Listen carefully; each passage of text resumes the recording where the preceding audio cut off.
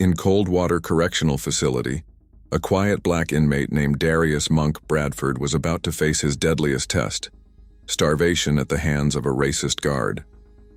A routine meal turned brutal when Sergeant Ray Kincaid publicly revoked his food over a fabricated infraction. Darius Bradford wasn't your typical inmate.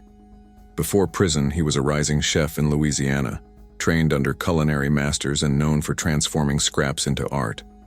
When Kincaid starved him for 9 days, he had no idea he was handing a master chef the tools of quiet rebellion. Bradford cooked one meal in secret, a dish that would force his oppressor to taste dignity and spark a movement inside and outside the prison walls.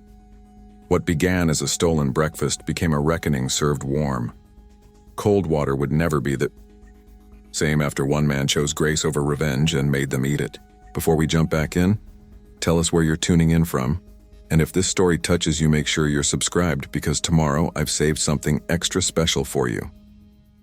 The fluorescent lights in cell block D flickered to life at 5:30 a.m., sharp as a razor's edge, unforgiving as the concrete beneath the inmates' thin mattresses. Sergeant Ray Kincaid stood at the entrance, clipboard pressed against his chest, watching the prisoners rise with the mechanical precision that 3 years under his command had instilled. "Count time! On your feet!" His voice echoed through the cell block, bouncing off steel and concrete. Darius Bradford rose to his feet in one fluid motion, his eyes focused on the wall ahead. 3 years, 2 months, and 14 days into a 7-year stretch. He'd learned to move in the narrow margins allowed to him, to breathe in the spaces between the guard's attention, to exist in the periphery. He stood ramrod straight, hands at his sides, waiting. Kincaid moved down the line of cells with ritualistic precision, marking his clipboard with short, sharp strokes. Each mark a continuation of a legacy: his father's clipboard, his grandfather's authority. 3 generations of Kincaids had walked these halls. 3 generations had kept order. Cell D23, Bradford and Dansby, present. Behind Kincaid, CO, Trevor Hayes, rook to the other guards, shadowed each movement. Fresh out of training, his uniform still stiff with newness, he watched Kincaid's methods with an apprentice's uncertainty. 6 weeks on the job, and already the sharp edges of his idealism were wearing smooth. "You mark every infraction," Kincaid had told him on day 1. "Every single one. These animals understand consequences, not kindness." Across the narrow cell, Marquis Q. Dansby caught Monk's eye but said nothing. The morning count proceeded, with the same grim rhythm it always did. In the mess hall, breakfast service began at 6:15 a.m. Steel trays slid down the line, filled with powdered eggs, toast hardened by exposure, and a pale orange substance that passed for juice. The inmates shuffled forward, each accepting their allotment without comment. Monk's tray slid toward him across the steel counter.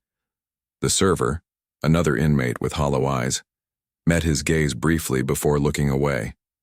The eggs were congealed. In the corner, the toast barely visible beneath a smear of institutional margarine. As Monk lifted the tray, Kincaid's voice cut through the ambient noise. "Hold!" The word dropped into the mess hall like a stone. A ripple of tension spread outward as heads turned, then quickly away. No one wanted to be caught watching. Kincaid approached, his boots echoing on the concrete floor. "Bradford, did I hear you say something?" Monk's face remained impassive. "No, Sergeant. Because I distinctly heard you mutter something disrespectful when you took that tray."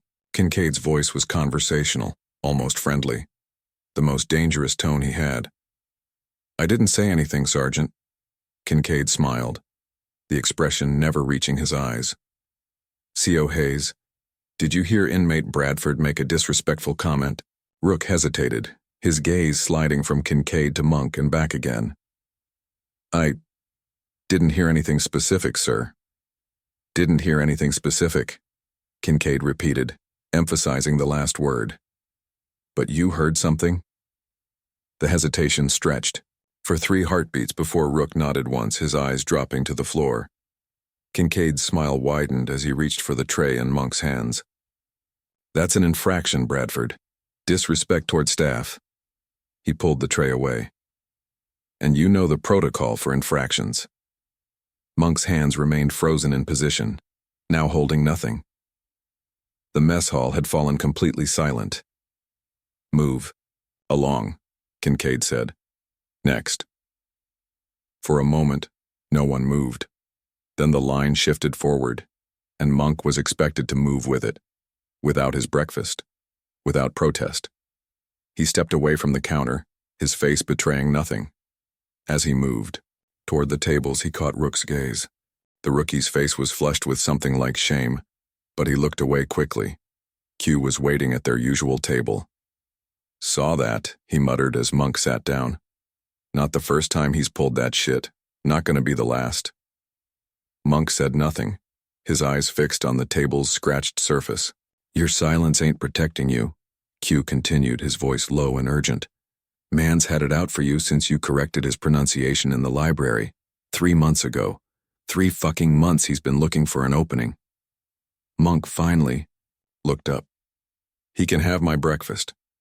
It ain't about the food, man, it's about the message. He's telling you who's in control. I know who's in control, Monk replied. Always have. Across the mess hall, Kincaid watched them, his expression unreadable. The untouched tray sat on the counter beside him, a prop in this theater of power. At shift change, Kincaid filled out the disciplinary form with practiced efficiency. Inmate number 457802, Bradford. D-infraction. Disrespect toward staff, verbal harassment. Disciplinary action. Meal privilege suspended for 24 hours. Pending review. He slid the form across the desk to Rook. Sign as witness. Rook's pen hovered over the paper. Sir, I'm not sure. You either saw it or you didn't, Hayes. I didn't actually hear what he said. Kincaid leaned forward. You know why my daddy lasted 30 years in this place? Because he understood that it's us against them, every single day. He tapped the form. They're always looking for weakness, for hesitation. You show that, and you've already lost. Rook signed the form, his signature an unsteady scrawl. Good, man, Kincaid said, taking the form back. You'll learn. This place has a way of educating everyone who walks through those gates. He filed the form in a folder marked with Bradford's name, already thicker than most. Some just learn faster than others.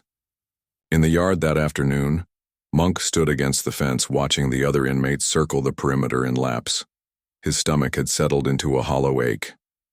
Missed you at lunch, Rev Porter said, approaching from the side. The chaplain's presence was one of the few comforts Coldwater offered, a man who remembered names, who saw faces instead of numbers. Wasn't hungry, Monk replied. Rev nodded, understanding immediately. Kincaid? Protocol. The chaplain sighed, his weathered face creasing with familiar disappointment. I can bring you something from my office. No. Monk's voice was firm. I'm good. Rev studied him for a long moment. There's standing your ground and then there's starving on it. Don't confuse the two. Monk almost smiled. I've gone hungry before, Rev, won't be the last time. Man can't live on principle alone. Man can't live without it either. As Rev moved away, Q approached from the other side. You know what this means, right? He said without preamble. This is just the start. He's testing to see what you'll do. Monk kept his eyes on the yard. I know. And nothing. I do what I always do. I wait. Q shook his head. While you wait, you get weaker. That's his play. He leaned closer. There are ways to fight back that don't look like fighting. I'm not interested in your kind of resistance, Q. My kind gets results. Your kind gets solitary. Q laughed, a sharp, bitter sound. We're already in solitary, brother. Whole world's a box. Just some boxes are bigger than others. Across the yard, Kincaid watched from his position at the guard tower. His eyes never left Monk, waiting for the moment. The confrontation, the outburst, the break in composure that would justify escalation. But Monk gave him nothing. Not a glance. Not a gesture. Nothing to feed the narrative Kincaid was building in that disciplinary file. Rook stood nearby, alternating his gaze between Kincaid and the inmates below. Something was shifting in his understanding of this place, of his role within it. The protocol was clear on paper. In practice, it bent toward whoever wielded it. As the yard emptied for the return to cells, Monk finally looked up at the tower. For just one moment he allowed himself to meet Kincaid's gaze. Not in challenge, not in submission, but in recognition. A silent acknowledgement that they both understood the game being played. Then he turned and followed the line of inmates back inside, his stride measured and unhurried despite the gnawing in his stomach. In the administrative wing, Warden Lenora Gaines skimmed through the day's reports, her manicured nail sliding down the list of infractions. When she reached Bradford's name, she paused only briefly before initialing the form. "Anything I should know about?" she asked the administrative assistant. "Same as usual, ma'am. Kincaid keeping cell block D in line?" She nodded and moved on to the budget reports. The incidents, the tensions, the small cruelties. These were merely background noise to the metrics that mattered. Cost per inmate, operational efficiency, incident reports kept to a minimum. That night, as lights out approached, Monk lay on his bunk, hands behind his head, staring at the ceiling. "You need to eat," Q said from across the cell. "Can't fight on an empty stomach." "Who said anything about fighting?" Q leaned forward. "You think this is just about you? About one meal? This is about all of us. Every time one of us gets broken down, it makes it easier to break the next man." He shook his head. "Your silence isn't noble, it's surrender." Monk turned his head to look at his cellmate. "There are different ways to resist." "Yeah? Name one that works in here." Monk was silent for a long moment, then, "I used to be a cook before all this, was studying to be a chef." Q stared at him, waiting for the relevance. "First thing they teach you in culinary school is patience. You rush a reduction, you ruin it. You force a flavor, you lose the essence." Monk turned his gaze back to the ceiling. "Some things have to be done slow, deliberate. This ain't your fancy kitchen, Monk, this is Coldwater. Ain't nothing gets reduced here except us." The lights cut out, plunging the cell block into darkness broken only by the distant emergency lights. "I'm not going to give him what he wants," Monk said into the darkness. "He wants me angry, he wants me desperate. He wants me to break protocol so he can break me." He closed his eyes, feeling the hollow in his stomach like a space being cleared for something new. "But I've got other ingredients to work with." Q's voice came back, skeptical but curious. "Like what?" "Like time," Monk answered. "And hunger." He took a deep breath. "And patience." In the darkness, he began to plan. Not a protest, not a confrontation, but something else entirely. A meal that would change everything, just not in the way Sergeant Ray Kincaid could possibly anticipate. The dinner bell rang at 5:30 p.m., its harsh clangor echoing through cell block D like a taunt. Monk sat on his bunk, feeling the vibration of dozens of cell doors sliding open at once. His stomach had moved beyond hunger into a hollow, burning emptiness that felt almost like clarity. "You coming?" Q asked, pausing at the cell door. Monk nodded and rose to his feet. No point avoiding the mess hall. Better to be present in his hunger than hide from it. As they filed toward the cafeteria, whispers followed them like shadows. Word had spread about the morning's incident. In a place where small cruelties were currency, this was still something noteworthy. A public declaration of Kincaid's power laid bare. Just took his tray right out his hands. Didn't even say nothing. Kincaid's been gunning for him since. The mess hall was thick with the smell of institutional meatloaf, the scent hitting Monk like a physical force. He swallowed hard against the saliva that flooded his mouth, moving through the line with deliberate calm. When he reached the serving station, The inmate on duty glanced nervously past him to where Kincaid stood watching. "Keep moving, Bradford," Kincaid called out. "Nothing for you here." The line stalled. Monk stood motionless for 3 heartbeats, then stepped away from the counter without a word and walked to his usual table. Empty-handed again. Rook Hayes stood at the periphery, his discomfort visible in the rigid set of his shoulders. When Kincaid moved to the other side of the room, Rook approached Monk's table. There's a procedure for contesting disciplinary actions," he said quietly, not quite meeting Monk's eyes. "Form CR-17.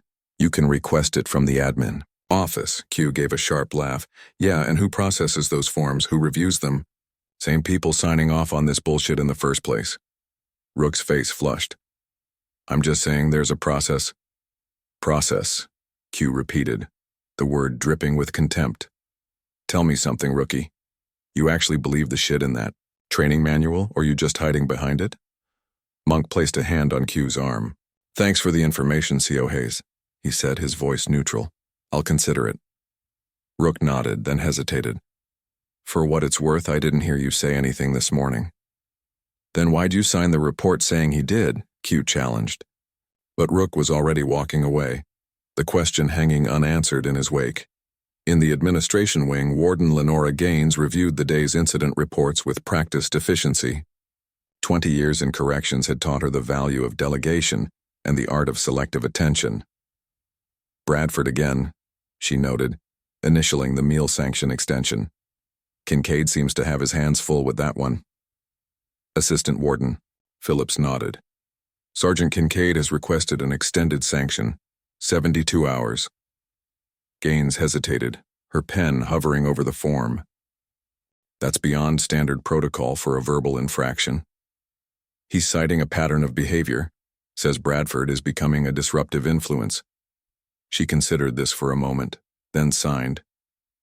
"Kincaid knows his block better than anyone. If he says there's a problem, I trust his judgment." She passed the form back to Phillips. "Just make sure everything's documented correctly. The last thing we need is oversight committee attention." Phillips stacked the form with the others. "We've got the quarterly inspection next month. The investors will be touring." "All the more reason to maintain discipline," Gaines said. "Coldwater has the lowest incident rate in the state. That's what keeps the funding flowing." She straightened a pen on her immaculate desk. "No disruptions, no scandals, no bad press, just clean operations and profitable metrics." Phillips nodded. Coldwater Correctional Facility wasn't just a prison. It was an investment portfolio. Every inmate represented a daily dollar amount from the state. Every empty bed was lost revenue. "Tell Kincaid I want to see him before end of shift," Gaines added as Phillips turned to leave. "I need to make sure we're on the same page with how we're handling D-Block. Optics matter, especially with that ACLU lawyer sniffing around the district." At lights out, Monk lay on his bunk, mentally cataloging the sensations of hunger. 24. Hours without food. The hollow ache. The occasional sharp pain. The strange lightness in his head. It wasn't the first time he'd gone hungry. Growing up in Baton Rouge, there had been lean times, weeks when his mother stretched a single grocery trip into impossible dimensions through culinary alchemy. Later in culinary school, he'd fasted voluntarily, cleansing his palate before critical tastings. But this was different. This hunger was imposed, political, a weapon aimed at his dignity. Across the cell, Q was unusually quiet. "You know why they call me Monk?" Darius asked suddenly. Q grunted. "Always figured it was 'cause you're so damn quiet, all zen and shit while the rest of us are losing our minds in here." "Nah, it was Chef Toussaint at culinary school. First day in his kitchen, I'm doing prep work, cutting vegetables. He watches me for a while, then he says, 'You got monk hands, son.'" Monk lifted his hands in the darkness. "Said I had the patience of those monks who spend years making one, painting, one grain of sand at a time." "That how you're playing this? One grain of sand at a time?" "That's how I've been playing my whole life." Monk lowered his hands. "Kincaid doesn't understand that kind of patience. Men like him, they mistake Stillness for weakness. And what if he breaks you before your patience pays off? Monk didn't answer. Outside their cell, the night guard's footsteps faded down the corridor. Morning came with the same harsh fluorescent glare. Monk rose for count, the lightheadedness more pronounced now.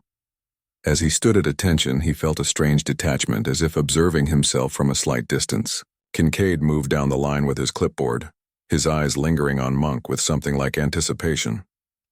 "Sleep well, Bradford?" he asked, his voice carrying in the morning quiet. "Yes, Sergeant," Monk replied. "Good. After count, report. To my office instead of breakfast." A thin smile. "Not that you'd be eating anyway." When the cells opened, Monk made his way to Kincaid's office in the administrative section of D Block. The small room was a shrine to order, awards and commendations. On the walls, a desk free of clutter, everything in its designated place. Kincaid gestured to the chair opposite his desk. "Sit." Monk sat, his movements careful and controlled. "You know, Bradford, I've been doing this job for 17 years. Kincaid leaned back in his chair. "My father did it for 30. His father opened this facility back in 71. He pointed to a faded photograph on the wall. 3 men in corrections uniforms, 3 generations of Kincaids. You know what my father told me on his retirement day? He said, the inmates don't change, but the system keeps getting softer." Monk remained silent. "When my grandfather ran this place, there was respect, order. Now we've got social workers and rehabilitation programs and oversight committees." Kincaid's face hardened. "But the core truth remains the same. Some men need to be controlled. For their own good. For society's good. Is that why I haven't eaten in 36 hours, Sergeant? For my own good?" Kincaid smiled. "You're an intelligent man, Bradford. Too intelligent, some might say, for your own situation. You've got what, 4 more years? That's a long time to go hungry." He leaned forward. "All this can stop. Today. Right now." "How's that?" "You understand your place here. You show proper respect. You remember which one of us wears the uniform and which one wears the jumpsuit." Monk met his gaze steadily. "And if I don't? Then I'm afraid your infractions might continue. Indefinitely." Kincaid shrugged. "Hard to say how long a man can go with reduced rations before his health suffers. Before accidents happen." The threat hung in the air between them, as tangible as the hunger gnawing at Monk's insides. "That all, Sergeant?"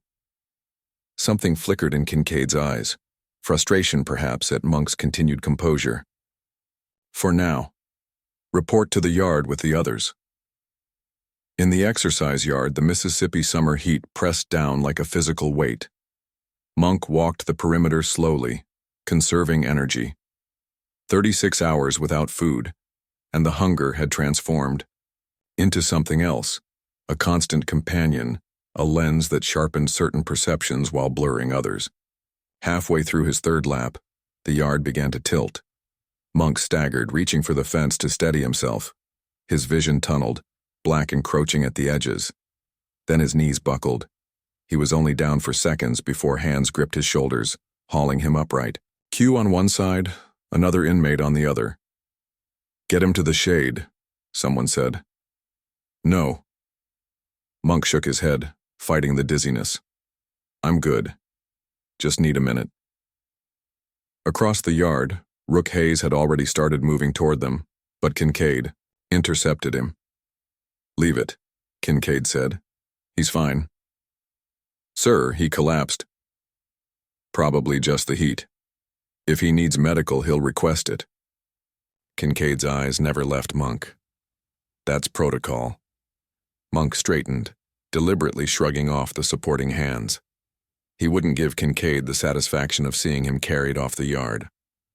With careful steps, he moved to the water fountain, took several long drinks, then resumed his path around the perimeter, each step deliberate, each breath measured. Q fell in beside him. "You proving your point to the man or trying to kill yourself?" "Neither," Monk replied, his voice steady despite the tremor in his limbs. "Just walking. This is 3 meals. Now, how many more you planning to skip before you file a grievance? I'm not skipping meals, Q. I'm being denied them. There's a difference. Not to your stomach, there ain't. Monk managed a small smile. My stomach and I have an understanding. From his position near the guard tower, Kincaid watched the exchange with narrowed eyes. The collapse should have been satisfying, a visible crack in Bradford's composure. Instead, the inmate had recovered too quickly, had refused the vulnerability of assistance. It was maddening. In 17 years, he'd broken harder men than Bradford with less effort. Something about the man's quiet dignity felt like a personal affront, a challenge to everything the Kincaid name represented at Coldwater. Telling and preparing this story took us a lot of time, so if you are enjoying it, subscribe to our channel. It means a lot to us. Now back to the story. After his shift ended, Rook Hayes found himself in the records room, a small, windowless space filled with filing cabinets and the smell of old paper. Officially, he was searching for a specific incident report from the previous month. Unofficially, he was looking at Bradford's file. The folder was thick with infractions, most of them from the past 3 months, all written up by Kincaid, all for similarly vague violations. Disrespectful tone. Failure to comply promptly. Inappropriate posture during count. Rook flipped through the pages, a growing unease settling in his stomach. There were 2 other meal sanctions noted, one for 72 hours that had been reduced to 24 after review, another for 48 hours that had been served in full. On a hunch, Rook pulled the files of several other D-block inmates. A pattern emerged. Johnson, Tompkins, Washington, all black inmates, all with multiple meal sanctions over vague infractions, all documented by Kincaid. None of the white inmates in D-block had similar sanctions. Rook closed the files, his hands slightly unsteady. What he'd seen wasn't just strict enforcement of rules. It was something else entirely. On a blank notepad, he wrote, "Possible pattern of abuse, meal sanctions, disproportionately applied to black inmates in D-block." He stared at the words for a long moment before tearing off the page and folding it into his pocket. The act itself felt like crossing a line, from observer to something else, something that could cost him his job, or worse. Warden Gaines stood at the window of her office, watching the last transport van of the day pass through the gates. Coldwater had been her project for 5 years now, her stepping stone to a position in the State Department of Corrections. The facility's metrics were exemplary, cost-effective, low incident rates, minimal staff turnover. She'd worked too hard to let anything disrupt her trajectory. Kincaid entered after a sharp knock, standing at attention until she gestured him to a chair. "I approved your extended sanction for Bradford," she said without preamble. "But I need to be sure we're being careful here. Bradford's becoming a problem, Warden. Influencing other inmates. Undermining authority. Perhaps. But 3 days, without meals, will draw attention. Medical will have to document his condition. There could be questions." Kincaid's jaw tightened. "With respect, Warden, D-block is my responsibility. I've kept it in line for a decade without incident. And I appreciate that, Ray, I do." Gaines turned from the window. "But we have the quarterly inspection coming up. Investors will be touring the facility. The last thing we need is any suggestion of excessive measures. So what are you suggesting?" "Find another approach with Bradford. Something less visible, less documentable." Her voice was cool, professional. "Control the optics, Sergeant. That's all I'm saying, control the optics." Kincaid nodded slowly. "I understand, Warden. I know you do.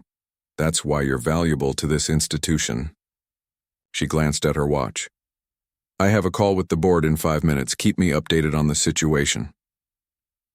After Kincaid left, Gaines returned to the window, her reflection a pale ghost against the gathering dusk. She didn't concern herself with the particulars of how Kincaid managed his block, only with the results. Discipline, order, metrics that impressed the investors. If occasionally that required turning a blind eye to certain methods, well, that was the reality of running a profitable correctional facility in Mississippi. As lockdown approached that night, Monk sat on his bunk, fighting to keep his eyes open. 48 hours without food, and the hunger had become a presence in itself, a companion that whispered in his ear, tempting him to surrender, to apologize, to accept Kincaid's terms. He'd endured 2 more encounters with the sergeant that day, each more pointed than the last, each testing his resolve. "You seen yourself lately?" Q asked from across the cell. "Looking like a ghost, man. This ain't worth dying over." "Not planning to die," Monk replied, his voice fainter than he'd intended. "No? Then what's the plan? 'Cause from where I'm sitting, you're just taking a beating for nothing." Before Monk could respond, a guard appeared at their cell, not Kincaid, but a heavy-set officer named Mendez. "Bradford," he called. "Got new assignment orders. Starting tomorrow, you're on kitchen duty." Monk looked up, surprise momentarily breaking through his careful mask. "Kitchen duty? That's right. 4:30 a.m. report time. Special arrangement." Mendez smirked. "Heard Kincaid say something about putting you where you can see the food but not eat it. Have a good night." As Mendez moved on, Q let out a low whistle. "Man's really trying to break you. Putting you in the kitchen while you're starving, that's cold." But Monk was smiling now, a faint curve of his lips that was the first genuine expression he'd shown in days. "What?" Q demanded. "What's that look for?" "You asked about my plan," Monk said quietly. "Kincaid just handed it to me." "By putting you in the kitchen? To torture you?" "No," Monk replied, the light of something like hope kindling in his eyes. "By giving me access to the very thing he's using to control me." For the first time in 48 hours, the hunger in his belly felt less like a punishment and more like preparation, a clearing out of space, a making ready. Kincaid thought he was tightening the screws. Instead, he'd just handed Monk the tools to begin dismantling them, one meal at a time. The industrial kitchen of Coldwater Correctional Facility came to life. At 4:30 a.m., a sterile landscape of stainless steel and institutional efficiency. Monk stood at the entrance, his body still weak from 3 days without food, but his eyes alert with possibility. "You Bradford?" The head cook, an inmate named Simmons with forearms like ham hocks, looked him up and down. "Jesus, you look half dead. What they got you in here for?" "Special arrangement," Monk replied. "Sergeant Kincaid's orders." A knowing look passed among the kitchen staff. In Coldwater's ecosystem, everyone understood what that meant. "Well, you're on prep. Potatoes first, then whatever Hector needs." Simmons gestured to a mountain of potatoes. "And don't think about sneaking food. Guards check everyone leaving, Kincaid especially." Monk nodded and moved to the prep station. The kitchen staff, 6 inmates total, gave him a wide berth, none wanting to be associated with someone clearly in Kincaid's crosshairs. The weight of the knife in his hand felt like reuniting with an old friend. Despite his weakened state, his movements were precise as he began peeling potatoes, muscle memory taking over. For the first time in days, he felt centered, almost at peace. "You handle that knife like you know what you're doing," observed Hector, the breakfast cook, after watching him for several minutes. Was training to be a chef before. Hector raised an eyebrow. "No shit? What kind of food?" "Cajun Creole fusion. Was working under Chef Toussaint in Baton Rouge." "Damn, that's legit." Hector leaned closer. "Listen, word is Kincaid's had you on meal restriction. 3 days now?" Monk nodded. "That's messed up even for him." Hector glanced around, then lowered his voice further. "Look, I can't give you a tray. They count those.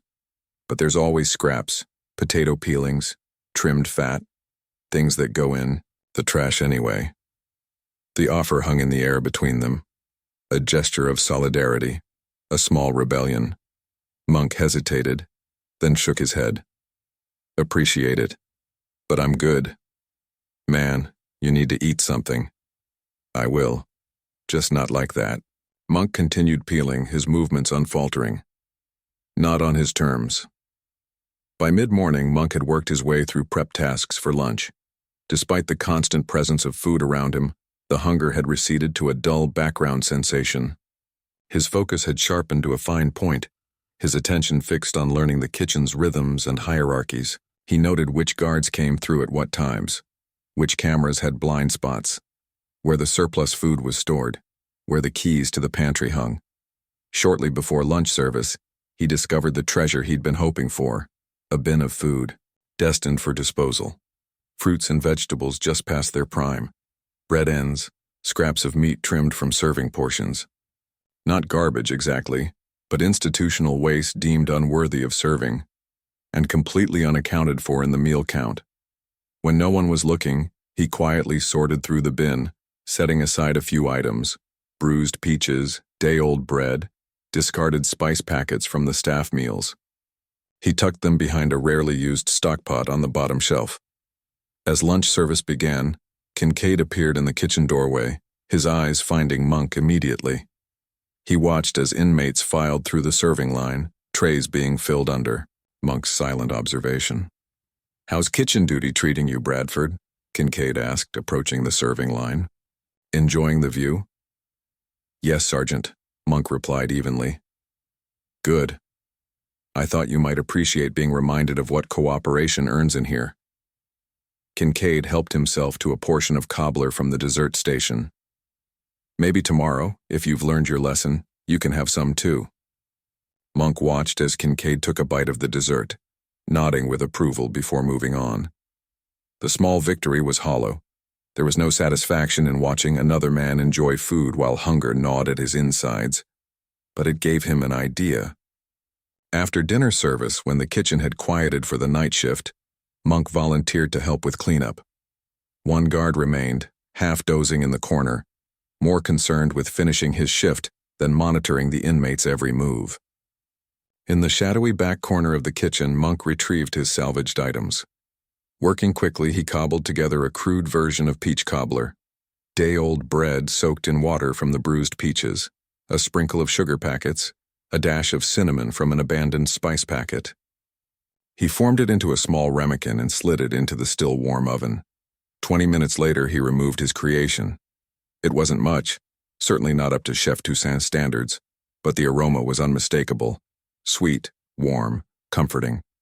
He set it on a small plate and placed it in the staff room refrigerator, unmarked, as if forgotten by a guard bringing lunch from home. Then he returned to cleanup duty, a faint smile on his face. The next morning, Monk was back in the kitchen at 4:30 a.m. The hunger had begun to take a physical toll. His movements were slower, his focus occasionally wavering, but there was a new energy beneath the fatigue, a sense of purpose. Mid-morning, as he chopped onions for lunch, Rev Porter appeared in the kitchen doorway. "Monk, heard they reassigned you." The chaplain approached carefully, his voice low. "Also heard you haven't eaten in 4 days." 3.5, Monk corrected. "But who's counting?" Rev's weathered face creased with concern. "This has gone too far. I've seen men go to medical for less. I'm managing." "Are you? Because word travels fast in here, and there's talk about what you left in the staff room yesterday." Rev's eyes were knowing. "A certain dessert that Sergeant Kincaid couldn't stop praising during the afternoon briefing." Monk's knife paused mid-chop. "Is that right?" "Said it was the best cobbler he'd had since his grandmother's. Wanted to know who made it." Rev shook his head. "He has no idea it was you, does he?" "Why would he? It was just leftover scraps." "That's not the point, and you know it." Rev leaned closer.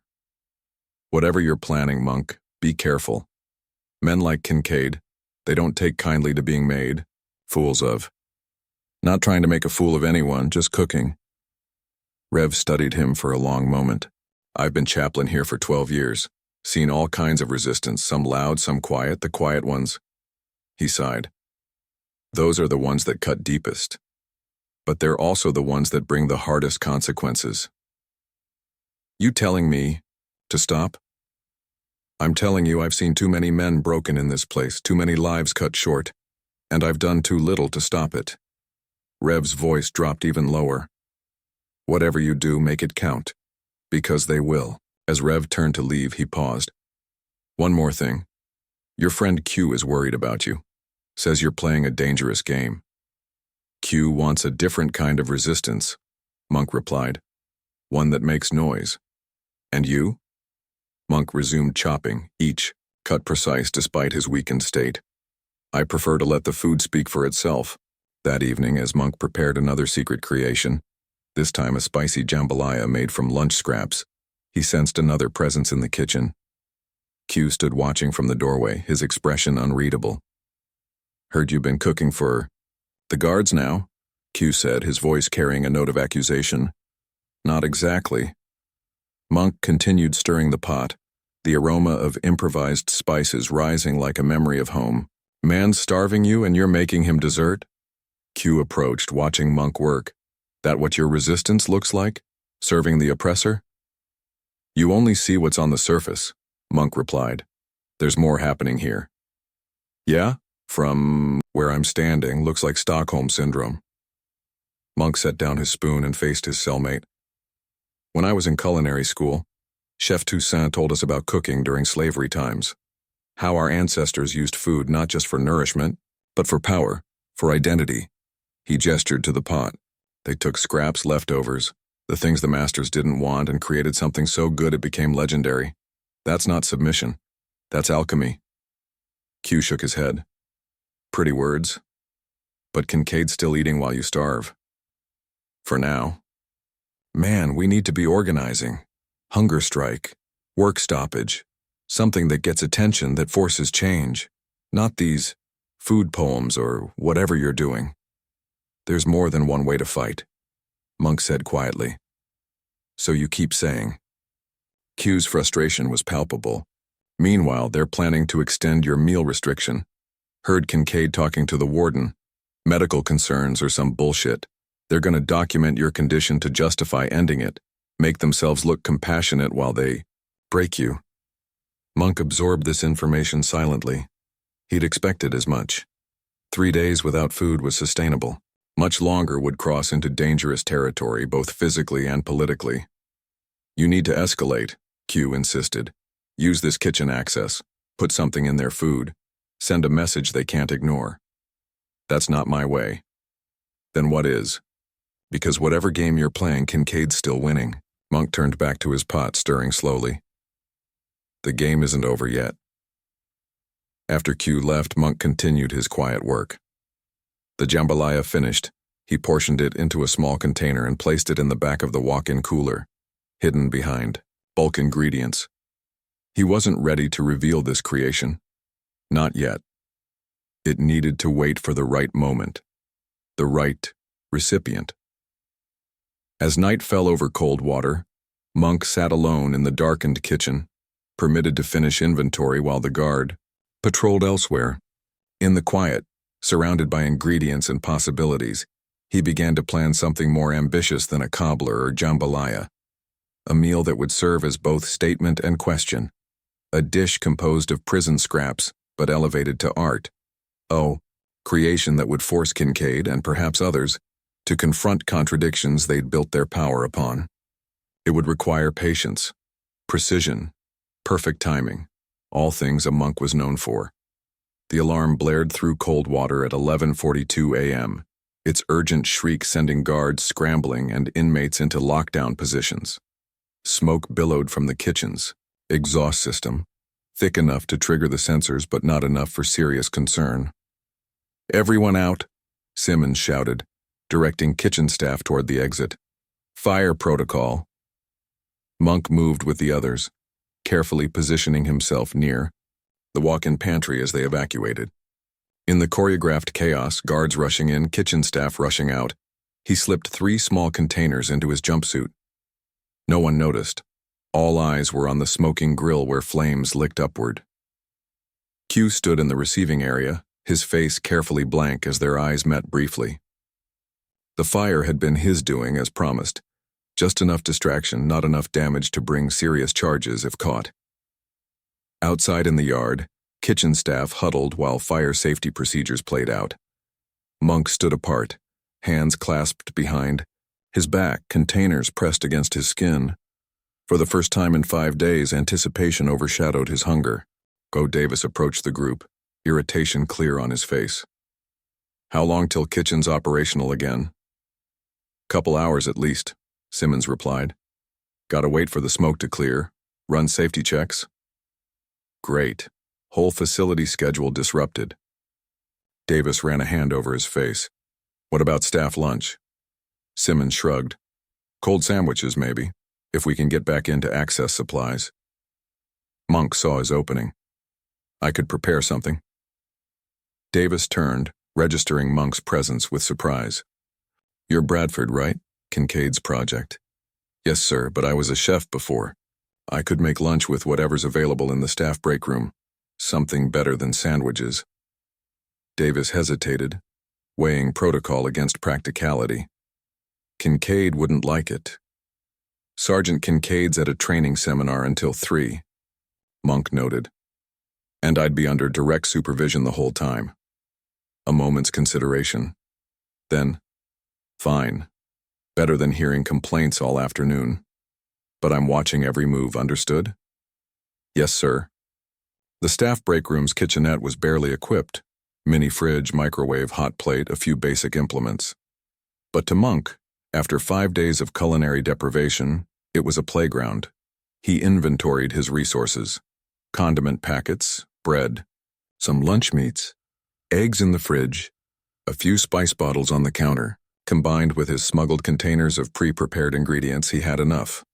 What exactly are you making? Davis asked, watching as Monk worked with surprising energy for a man who hadn't eaten in days. Cajun-style egg scramble, spiced, potato hash and mustard-glazed ham on toast. From this, Davis gestured at the meager supplies. Monk allowed himself a small smile. It's not the ingredients, it's what you do with them. 30 minutes later, the aroma filled the break room. Davis had been joined by C.O. Ramirez, both watching with undisguised interest as Monk plated the food with institutional plastic ware somehow made to look presentable. That actually smells amazing, Ramirez admitted. Monk presented 2 plates. Best eaten while hot. The guards exchanged glances, protocol warring with temptation. Then Davis took a fork and sampled the eggs. His expression shifted from skepticism to surprise. Holy shit, that's good. He took another bite. Where'd you learn to cook like this? Culinary school before. Ramirez tasted the potatoes and made a sound of appreciation. Man, the kitchen here's been serving the same bland crap for years. This is... Damn. Monk stood back, hands clasped, watching them eat. There was power in this moment. Not the harsh power Kincaid wielded, but something more fundamental. He'd transformed their hunger into gratitude, their authority momentarily, reconfigured by pleasure. You could fix a couple more plates, Davis suggested, mouth half full, for Matthews and Wilson when they rotate in. Happy to, Monk replied. By the time 4 more guards had sampled his cooking, word had spread. The staff break room had more traffic in that hour than it had seen all week. Even Rook Hayes appeared, curiosity overcoming caution. Didn't know you could cook like this, Rook said quietly, after tasting the impromptu meal. Most people in here you only know what the file says. Monk began cleaning up, his movements precise despite growing exhaustion. 5 days of starvation took a toll, even with the adrenaline of small victory. Why aren't you eating any of this? Rook asked, gesturing at the food. Not allowed, meal restrictions still in effect. Rook frowned. Even now? After you just fed half the day shift? Protocol, Monk said, the word heavy with irony. When the kitchen reopened and inmates returned to normal schedule, Monk was directed back to D block instead of resuming kitchen duty. In his cell, Q was waiting. Heard what you did, Q said, voice low, feeding the guards while you're still starving. It was a test, Monk replied. Had to see how far protocol bends when it suits them. And? Pretty far. They ate my food without hesitation, praised it, asked for more. Monk sat on his bunk, suddenly lightheaded, but never offered me a bite, not one. Q snorted. And, that surprises you? No, just confirms something. Monk closed his eyes briefly. They'll break their own rules for pleasure, but enforce them for control. So what now? Before Monk could answer, the cell block door slammed open. Kincaid stormed, in face flushed with anger, Rook trailing behind him looking distinctly uncomfortable. "Bradford!" Kincaid barked. "On your feet!" Monk stood steadying himself against momentary dizziness. "I hear you've been busy, playing chef for my officers." Kincaid's voice was dangerously quiet. "Undermining my direct orders." "I was asked?" "To help with staff lunch after the kitchen incident, Sergeant," I complied. "Bullshit, you manipulated the situation." Kincaid stepped closer. "Whatever game you're playing, it's over. As of now, you're restricted from all kitchen duty indefinitely." Monk said nothing, his expression unchanged. "And since you seem to have so much energy for cooking, you can spend it in solitary. 3 days for interfering with fire protocol." "Sir," Rook interjected, "there's no evidence Bradford was involved with the fire." Kincaid turned on him. "Did I ask for your assessment, Hayes? File the paperwork, now." As Rook hesitated, Kincaid added, "Unless you'd prefer I review your probationary status with the warden." Rook's jaw tightened, but he nodded and stepped back. "Hands out," Kincaid ordered Monk, producing zip-tie restraints. "You've got a new accommodation waiting." In the administrative wing, Rev Porter stood before Warden Gaines's desk, his normally calm demeanor strained. 5 days without food, Warden, now solitary. This goes beyond standard discipline." Gaines sighed, setting aside her budget report. "Chaplain, I understand your concern, but Sergeant Kincaid has documented serious behavioral issues with Bradford. Has anyone verified these issues? Reviewed the incident reports independently? That's not how we operate here." Gaines's tone was dismissive. "Our senior officers have earned their authority. Even when that authority is being abused." Rev persisted. "There's a pattern here. Bradford isn't the first. If you're suggesting racial bias in our disciplinary procedures, I'd advise caution." Gaines's voice cooled. "Coldwater has the best metrics in the state precisely because we don't let outside agendas interfere with maintaining order. This isn't about metrics, it's about a man being systematically broken. Bradford is being disciplined according to protocol, that's all." Gaines stood, signaling the meeting's end. "Focus on spiritual guidance, Chaplain. Leave corrections to the professionals." As Rev turned to leave, Gaines added, "And remember that chaplaincy positions are reviewed annually. I'd hate to see budget constraints affect your program." The threat hung in the air, clear in its implication. In the observation room adjacent to the solitary cells, Rook completed Bradford's intake documentation, his movements stiff with suppressed anger. Once alone, he reached into his pocket and pressed record on his phone. August 17, 2011. Inmate Bradford sent to solitary confinement after preparing food for guards during kitchen fire incident. No evidence of involvement in fire. Meal restriction continues into 5th day. He paused, then added, "Sergeant Kincaid appears to be targeting Bradford specifically. Possible racial motivation. Warden Gaines ignoring protocol violations." Slipping the phone back into his pocket, Rook glanced at the monitor showing Monk being escorted to his cell. The inmate's steps were unsteady, his frame noticeably thinner than just days ago. "This isn't right," Rook muttered to himself. "None of this is right."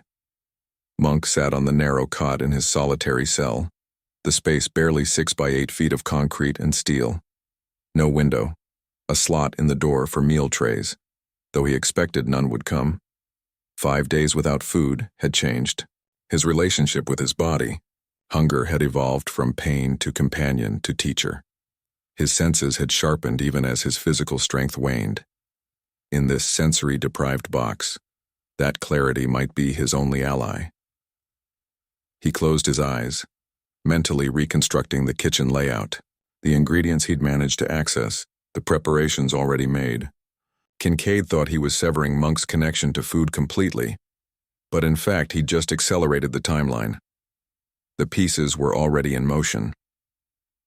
In the quiet darkness, Monk began planning the final meal, a dish that would speak of dignity, and resistance, history, and future.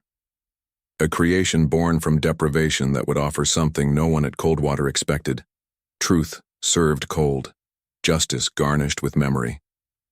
Outside in the corridor, unseen by Monk, Kincaid stood watching through the observation slot. The inmate's composure should have been broken by now. His will bent to match the curve of his increasingly hollow stomach. Instead, Bradford sat like his nickname suggested, meditative, centered, unbowed. It was infuriating. Kincaid turned away, already drafting the paperwork in his mind, a new report detailing suspicions of Bradford's involvement in sabotage, a justification for extended isolation, a narrative that would finally break the man's inexplicable resistance. What he couldn't see was the small smile that crossed Monk's face in the darkness. For the first time in this struggle, despite the hunger and isolation, he felt something like victory approaching. The test had revealed everything he needed to know. The system had cracks, and through those cracks, something new could grow. Day blurred into night in solitary confinement. The fluorescent light remained constant, never dimming, creating an artificial eternity unmarked by time. Monk sat cross-legged on the floor, eyes closed, back straight, measuring minutes by his breath instead of clocks. 6 days without food now. His body had entered a different state, the initial sharp pangs replaced by a constant hollow sensation, a lightness in his head that occasionally tilted into something else entirely. Balance the flavors. Chef Toussaint's voice echoed in his mind. Sweet against bitter, sharp against smooth. Every dish tells a story. Monk's lips curved slightly. Even here, in this concrete box, his mentor's lessons followed him. He opened, his eyes to find the cell swimming with strange light, the walls breathing gently as if alive.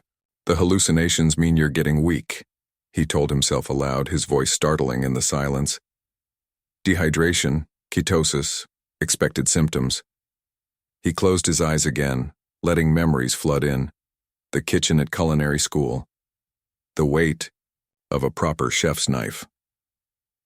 The aroma of Holy Trinity, onions, bell peppers, celery, sizzling in a cast-iron skillet. His mother's hands, somehow always smelling of nutmeg, guiding his smaller ones through the motions of kneading dough. In this sensory-deprived space, memories became almost tangible, tastes and smells more vivid than they'd been in years. Never make food angry, his mother had told him once. Your emotion goes into the dish. Angry food brings discord. Food made with purpose brings change. Purpose, that's what he was holding on to now. Not anger at Kincaid, not resentment of the system, but purpose. A meal as message, a story told through taste. When the hallucinations came again, he welcomed them as creative fuel. They're starving Monk to death in there. Q's voice was low but deliberate as he moved through the yard, the words dropping like seeds into fertile ground. 3 days since Monk had gone to solitary, 8 days since his last meal. The rumors had begun as whispers, growing louder with each retelling. Man ain't done nothing but feed those guards better food than they deserve, and they're killing him for it. Washington, an older inmate serving 20 years, shook his head. Kincaid's had it out for that boy since day one. Something personal about it. It's beyond personal, Q replied. It's systematic. They break the ones with dignity first, make examples of them. So what are you suggesting? Q glanced toward the guard tower, calculating the distance. Maybe we show some solidarity, skip a meal, then another. Hunger strike? Washington frowned. That's serious business. So is watching a man starve to death for standing his ground. The conversation repeated across the yard in various forms, a current of unease building beneath Coldwater's regulated surface. By dinner, 14 inmates had declined their trays. In the administrative wing, Warden Gaines reviewed the day's incident report with a deepening frown. 14 meal refusals? She looked up at Assistant Warden Phillips. That's not coincidence. No, ma'am. Seems to be connected to the Bradford situation. There's talk in the blocks. I told Kincaid to control the optics on this. Now we have the beginnings of a hunger strike? Gaines tapped her pen against the desk. Where is Bradford's medical evaluation? Phillips placed a file before her. Doctor, Mercer assessed him this morning. Says he's weakened but stable. Dehydration concerns but not critical yet. And Kincaid wants to extend his solitary? Yes, ma'am. 3 more days, citing continued security concerns. Gaines considered this, calculations running behind her eyes. Approved 2 days, not 3. And effective immediately, all staff are instructed not to discuss Bradford's condition or status. Official response to any inquiry is routine disciplinary procedure in progress. That's it. What about the refusing inmates? Document each one. No penalties yet, but make note of the ringleaders.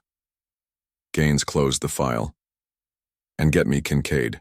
We need to shut this down before it spreads.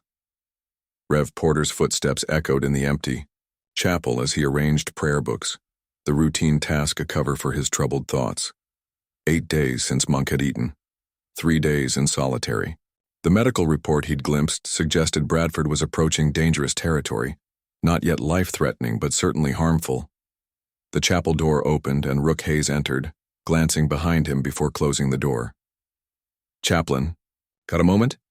Rev nodded, continuing his work without looking up. Something troubling you, son? Rook approached, lowering his voice. This thing with Bradford, it's gone too far. Many things here go too far. Rev's response was measured. That's the nature of this place. I've been documenting it. The pattern, the targeting. Rook glanced at the door again.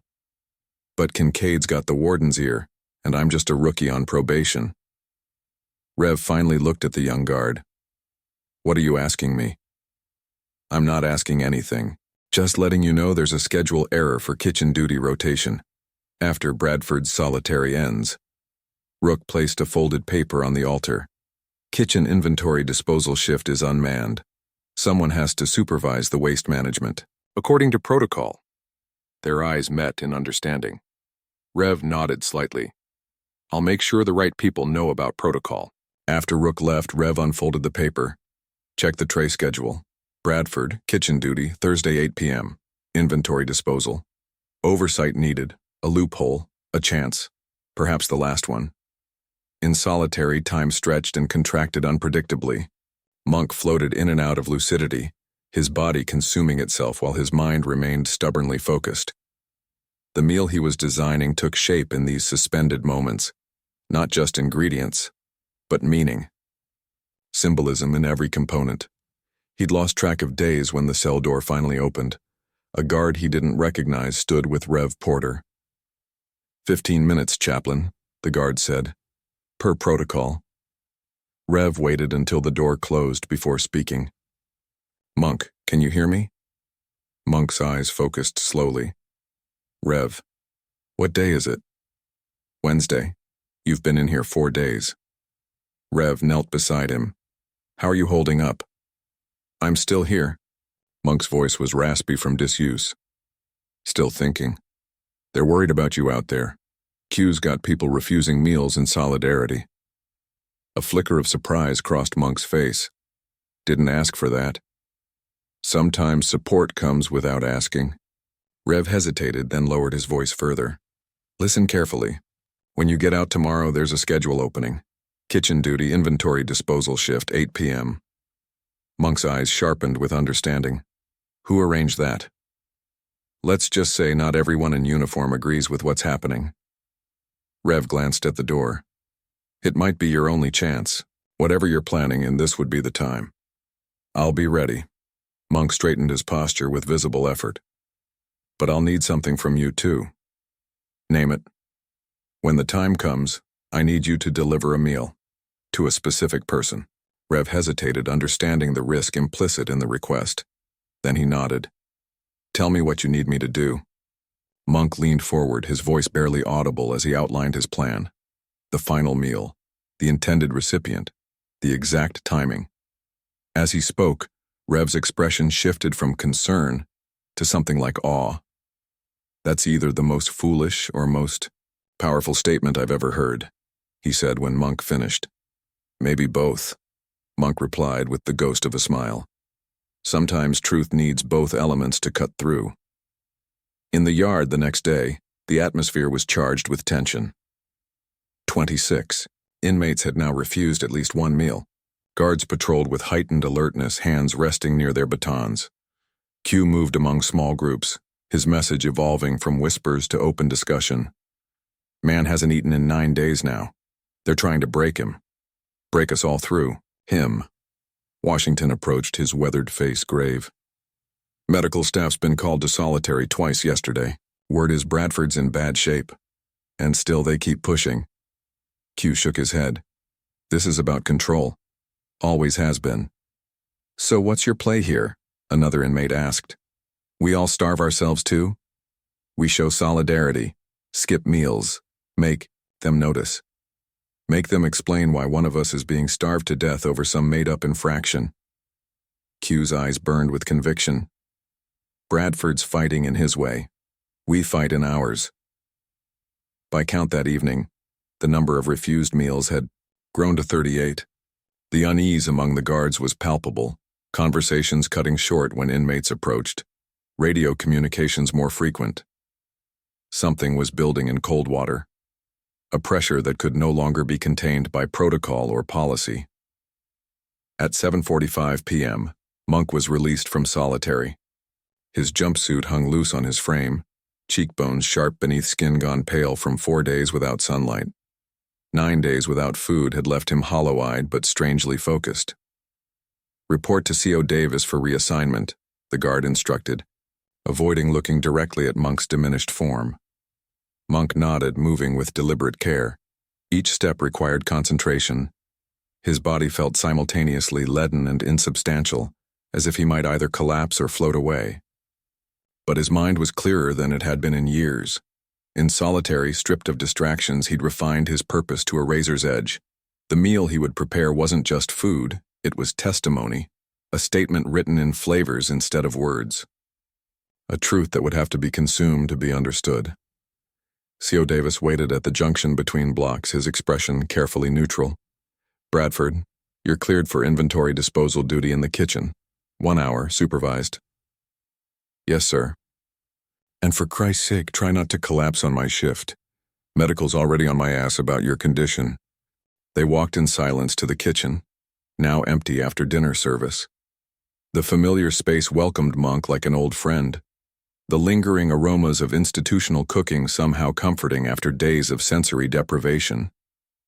You've got 60 minutes, Davis said, checking his watch. I'll be right outside, door stays open. Monk nodded, moving to the prep station as Davis stepped out. Alone in the kitchen, he took a deep breath, centering himself. Then, with hands that trembled slightly but movements that remained precise, he began gathering his ingredients. The discarded elements, the overlooked components, the scraps and remnants that, combined with purpose and memory, would become something, more than the sum of their parts, a meal that would change everything. Through the window in the door, Davis watched with mild curiosity as the weakened inmate moved through the kitchen with unexpected grace, transforming institutional waste into something that gradually began to smell like home. The kitchen breathed around Monk as he worked, the industrial space transformed by his presence despite his weakened state. 9 days without food had hollowed him physically, but filled him with a strange clarity of purpose.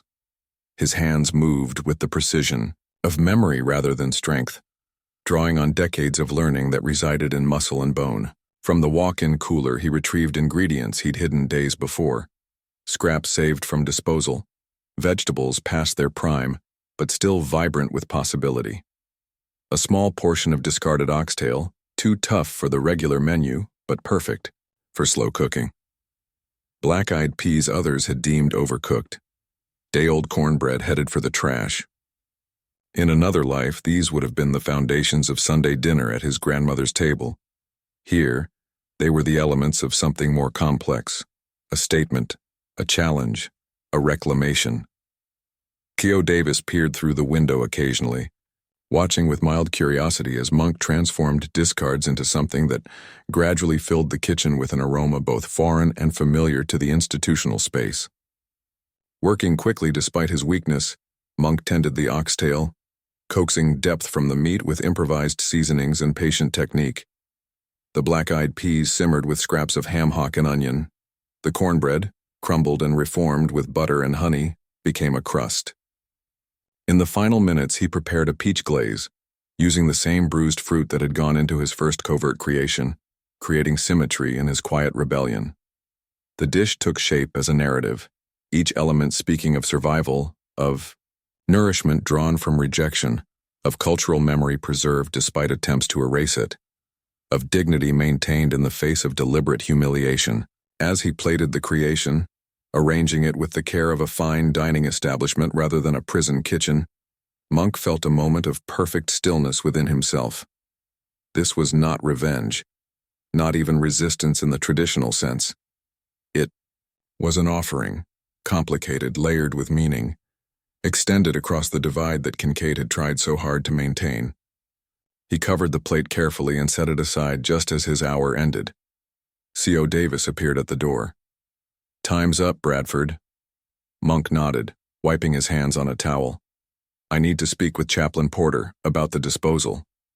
Davis frowned. "That's not protocol. The chaplain helps with food distribution to homeless shelters. This needs his sign-off." The lie was delivered with perfect composure. Davis hesitated, then shrugged. "Fine, I'll call him down."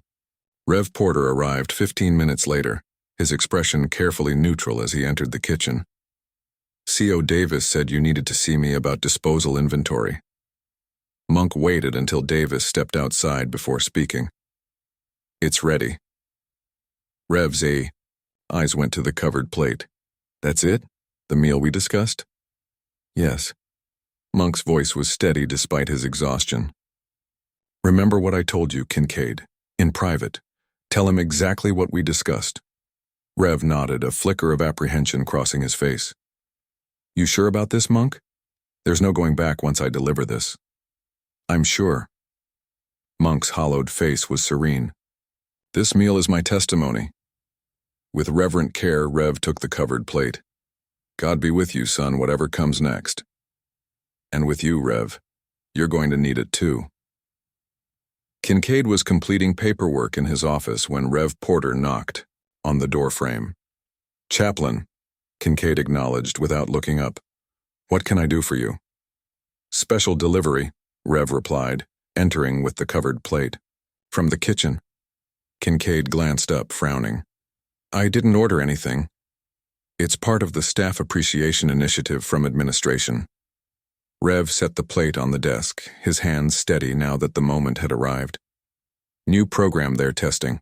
Suspicion flickered across Kincaid's face, but the aroma rising from beneath the cover drew his attention. "Smells good. What is it?" Rev removed the cover, revealing the artfully arranged meal: braised oxtail nestled on reformed cornbread, black-eyed peas arranged precisely alongside, the peach glaze adding a warm sheen to the composition. Steam rose gently, carrying complex aromas of history and home. "Who prepared this?" Kincaid asked, his expression shifting as he studied the plate. Rev met his gaze directly. "It's from the one you tried to starve." Kincaid went still, understanding immediately. "Bradford? 9 days without food, Sergeant. And this is what he chose to do with his hour in the kitchen." Rev's voice was quiet but firm. "Not poison you, not spit in your meal, but cook for you. With care. With skill." Kincaid stared at the plate, conflict visible on his face. "Take it away. I don't think you understand what's being offered here." "I understand perfectly well," Kincaid snapped. "It's manipulation. Insubordination." "No," Rev said, "it's grace." The word hung between them, weighted with meaning beyond its syllables. "Either way," Rev continued, "I've delivered the message. What you do with it is between you and your conscience."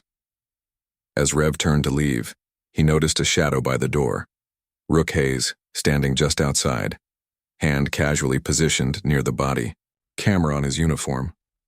Their eyes met briefly in silent acknowledgement before Rev walked away. Alone in his office, Kincaid stared at the meal before him.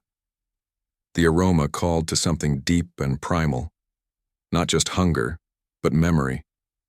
It reminded him of Sunday dinners from his childhood, before his father's bitterness had calcified into cruelty, before maintaining order had become the family creed. He should throw it away. Call for disciplinary action against Bradford for misusing kitchen resources. Remind everyone who held authority at Coldwater. Instead, he picked up the fork. The first bite stopped him cold, flavors both familiar and new exploding across his palate. How had Bradford created this from prison scraps? How had he summoned such depth, such complexity, after 9 days without food? Despite himself, Kincaid took another bite, then another, each one a reluctant admission, each swallow a silent concession. He ate slowly, methodically, unable to stop himself. The meal spoke to him in a language he'd tried to forget, of shared humanity, of dignity that couldn't be stripped away by uniform or protocol, of nourishment that went beyond mere sustenance. Outside the office, Rook Hayes stood with his back to the wall, camera activated, recording the sound of Kincaid's fork against the plate, the quiet rhythm of a man consuming the evidence of his own contradiction. In D block, Monk lay on his bunk, eyes closed, conserving what little energy remained in his depleted body. The meal prepared, his message delivered, he allowed himself to finally feel the full extent of his exhaustion. Q watched him from across the cell, concern evident beneath his usual fierce expression. "You look like death warmed over, man." "Feel about the same," Monk admitted. "Was it worth it? All this? For what? To cook a man dinner who tried to break you?" Monk's eyes remained closed. "It wasn't for him, not really." "Then who?" "For all of us. For what happens next." Q shook his head in frustration. "Nothing happens next except you getting sicker. You're still not allowed to eat. 43 inmates refused dinner tonight in protest, and the administration's just doubling down. This whole thing could collapse if you'd just—" "Wait," Monk interrupted, opening his eyes. 43 refused dinner? Yeah. You're silent. Suffering's making noise whether you wanted it to or not.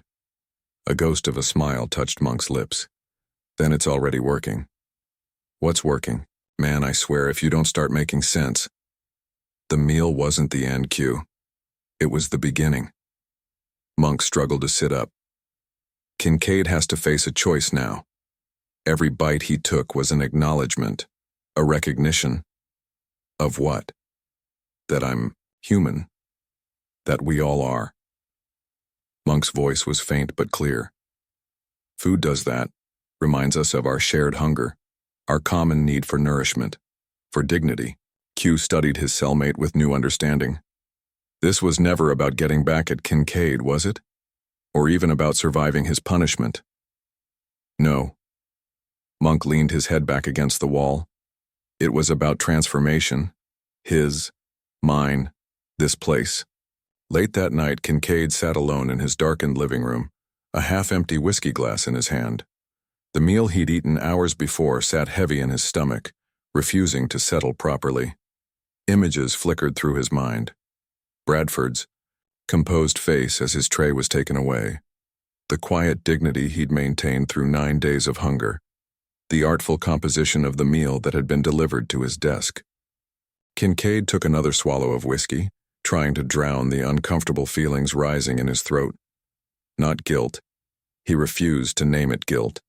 He'd done nothing wrong. Followed protocol. Maintained order. Upheld the Kincaid legacy. Then why? Couldn't he keep the food down?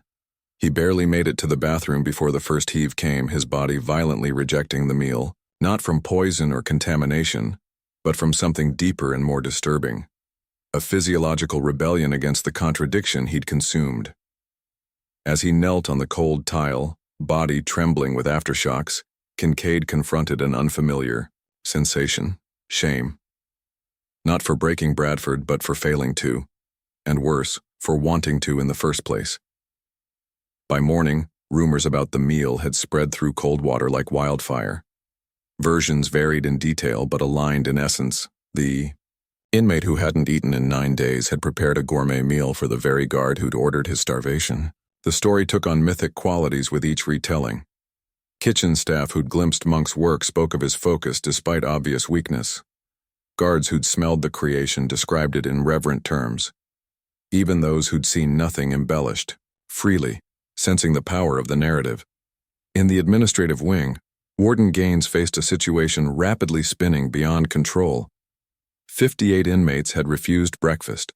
An anonymous video clip, clearly taken from a body camera, showed Kincaid eating Bradford's meal while Rev Porter's voice explained its origin. "How did this get out?" she demanded of Assistant Warden Phillips. "Unknown, Warden. It was uploaded to 3 different platforms overnight." "And Kincaid?" "Called in sick today. First time in 7 years." Gaines pressed her fingers to her temples. "And Bradford?" "Medical reports he's in serious condition. 9 days without food plus the physical exertion of kitchen duty yesterday." Phillips hesitated. "Dr. Mercer is recommending immediate IV treatment and monitoring." "Get it done, quietly." Gaines straightened her jacket. "And prepare a statement. Something about a miscommunication in disciplinary procedure being corrected. Frame it as our discovery and immediate action." "What about the hunger strike?" "It's not a hunger strike. It's individual inmates declining meals." Her voice was sharp with anxiety poorly masked as authority. "And remind everyone that discussion of internal matters with outside parties is grounds for immediate termination." But even as she spoke, Gaines knew the story had already escaped. The narrative of the meal, its preparation, its delivery, its consumption, had transcended Coldwater's walls. Some stories couldn't be contained by protocol or policy. Some truths, once tasted, couldn't be unswallowed. Like the meal itself, what Monk had created was not just food but testimony. A communion that transformed those who partook, whether they wished to be changed or not. The morning after the meal, as it was now being called throughout Coldwater, Monk was transferred to the medical unit. His vital signs had destabilized during the night. The combination of 9 days without food and the physical exertion of kitchen duty, pushing his body to its limits. Dr. Mercer inserted an IV line with practiced efficiency, his expression carefully neutral. "You understand you're in serious condition, Bradford? Another day, maybe 2, and we'd be looking at potential organ damage." Monk nodded weakly from the hospital bed. "I'm ordering nutritional intervention. Clear liquids, then graduated feeding." The doctor made notes in his chart. "I'm also noting that this starvation was not self-inflicted, just so we're clear on the record. A small act of rebellion from an unexpected quarter." Monk registered it silently. Through the observation window he could see 2 guards stationed outside, neither of them Kincaid. Their body language was different somehow. Less authoritative, more uncertain. "I request that Chaplain Porter be allowed to visit," Monk said, his voice thin but steady. Dr. Mercer hesitated, then nodded. "I'll note it as a medical support request. Shouldn't be a problem." As the doctor left, Monk closed his eyes, conserving strength. Something had shifted in Coldwater's atmosphere. A rebalancing of power, subtle but unmistakable. In the administration building, Warden Gaines faced the first serious crisis of her tenure. The story had spread beyond Coldwater's walls with alarming speed.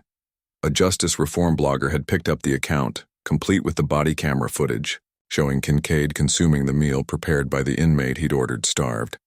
The headline was damning. "Coldwater Correction Officer starves inmate for 9 days, then eats meal prepared by victim." Assistant Warden Phillips entered her office with a grim expression. "It's getting worse. Local news is running with it now. They're requesting comment." Gaines straightened papers on her desk, a nervous habit she rarely indulged. "Where's Kincaid?" "Called in sick again, not answering his phone." "And the hunger strike?" 83 inmates refuse breakfast. It's spreading to B block now, not just D."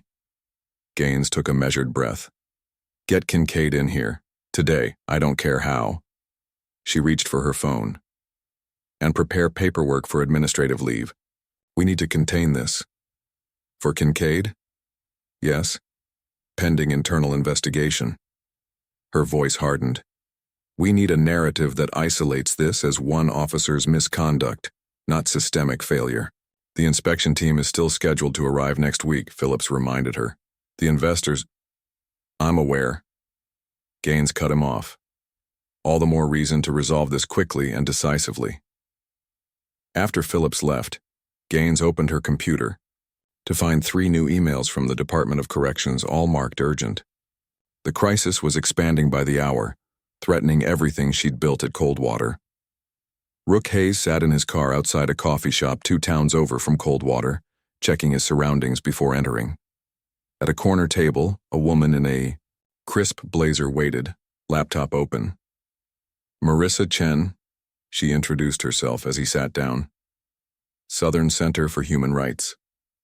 Rook nodded, tension evident in his posture. I appreciate you meeting on short notice. The Bradford situation is quickly becoming our priority. Chen tapped her screen. The footage you provided is compelling evidence of systemic abuse, but we need more. I have documentation, patterns of meal sanctions specifically targeting Black inmates. Rook slid a flash drive across the table.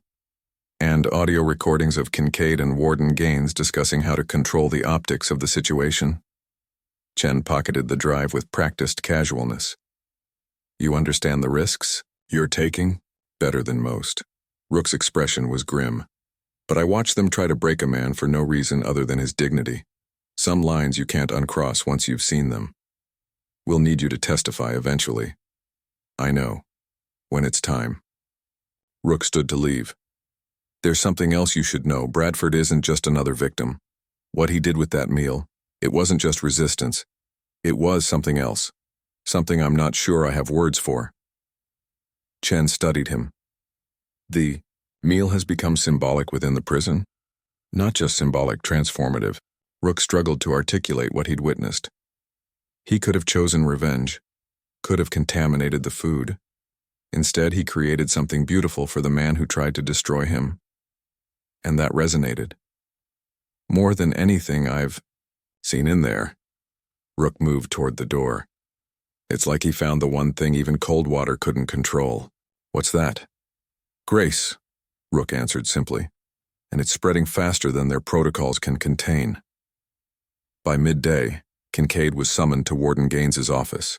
He arrived looking haggard, eyes bloodshot, uniform uncharacteristically rumpled. The past 24 hours had stripped away his carefully maintained facade of control. Close the door, Gaines instructed coldly. Kincaid complied, standing at attention out of habit rather than conviction. Do you have any idea what you've done? Gaines asked, voice tight with controlled fury. The exposure you've created for this institution? I followed protocol, Kincaid responded automatically. Bradford was, don't. Gaines cut him off. We both know this went beyond protocol. 9 days without food, Sergeant. Documented by medical staff. Captured on camera. You approved the sanctions, he countered. Based on your reports. Gaines slid a folder across the desk. As of now, you're on administrative leave pending investigation. Badge and firearm stay here. Kincaid stared at the folder, disbelief warring with anger. You're hanging me out to dry after 17 years. I'm containing a PR nightmare. One you created. Gaines's voice was ice. We'll frame this as an isolated incident, the actions of one officer exceeding his authority, not systemic failure. And what about Bradford? He manipulated this whole situation. Gaines laughed humorlessly. Bradford gave you an opportunity to show humanity, and you failed spectacularly. Worse, you did it on camera. She gestured to the door. We'll contact you when the investigation committee has questions. As Kincaid reached for the door, she added, and Sergeant, if you're contacted by media, I suggest silence. Your pension depends on it. In the prison chapel, Rev. Porter arranged chairs for the afternoon service, his movements deliberate, his mind elsewhere. 3 inmates were helping him, all participants in the expanding hunger strike. "Heard Bradford's in medical," one said. "Is it true he nearly died?" "He's stable," Rev replied carefully. "Being treated." "Man's a legend." "Now," another inmate commented. "Never seen anything unite the blocks like this. 70% of D block refusing meals now." Rev paused, studying the men. "Why do you think that is?" The oldest of the 3 considered the question. "Most protests in here, they're about anger, about fighting back, but this," he shook his head. "Bradford did something different. He fed the man who was starving him. That's some biblical stuff right there." "Reminds me of my grandmother," the first inmate added. "Someone do you wrong, you kill them with kindness. Not because they deserve it, but because you refuse to become what they think you are." Rev nodded slowly. Even crumbs can be sacred when shared with purpose. The phrase seemed to resonate with the men. By evening service, it had spread through D Block, becoming another piece of the evolving narrative. Late that afternoon, Monk received his first visitor in medical. Rev Porter entered carrying a small Bible, his face lighting with relief at seeing Monk conscious, an IV steadily replenishing his body. "You're looking better," Rev said, taking the chair beside the bed. "Amazing what fluids and nutrients can do," Monk replied with a faint smile. "What's happening out there, Rev?" "The guards won't say anything." Rev leaned forward. "It's spreading, Monk. The story of the meal. The hunger strike. Over 100 inmates refusing food now. Across 3 blocks. Kincaid's been suspended. There's coverage online starting to hit local news." Monk absorbed this quietly. "And Q?" "Leading the protest. Using your name as a rallying point." "Not what I intended," Monk said. "Movements have a way of choosing their own symbols." Rev studied him. "What did you intend, Monk? All this time I've wondered what your endgame was." For the first time since their acquaintance began, Monk articulated his philosophy directly. "We don't fight with fists anymore, Rev. We fight with appetite, with what we choose to consume or reject, with what we create from what's been taken." Rev nodded slowly. "Like that meal. Food has always been political. Who gets to eat? Who doesn't? Who serves? Who's served?" Monk's voice strengthened as he spoke. "I just made the politics visible in a way they couldn't ignore or explain away. It's working. Administration's in crisis mode. There's talk of outside investigation." "Good," Monk said simply. "Some things need to be seen clearly." As Revi prepared to leave, he hesitated at the door. "They're scrambling to contain this, Monk, and you're at the center. Be careful what deals they might offer you." "I'm done being careful," Monk replied. "That's what they're afraid of now." By evening, the kitchen at Coldwater had been temporarily shut down. Administrative directive cited equipment assessment, but everyone knew the truth, with nearly a third of the inmate population refusing meals. The administration needed time to regroup. Q moved through D Block, a new authority in his stride. The hunger strike had transformed him from provocateur to leader, his longtime advocacy suddenly mainstream. "They're trying to isolate Monk in medical," he told the gathered inmates. "Cutting him off from us, but they can't cut off what he started." "How long we supposed to keep refusing food?" someone asked. "Some of us ain't got Bradford's discipline. 1 meal a day," Q replied. "That's all I'm asking. Skip breakfast. Show them we choose when to be hungry." The compromise was tactical, allowing the protest to sustain itself while maintaining pressure. By lights out, the commitment had spread. Further, inmates from all blocks communicating through an improvised network of whispers and handwritten notes. In her home that night, Warden Gaines received a call from the Private Prison Corporation's regional director. "This Bradford situation is gaining traction, Lenora," he said without preamble.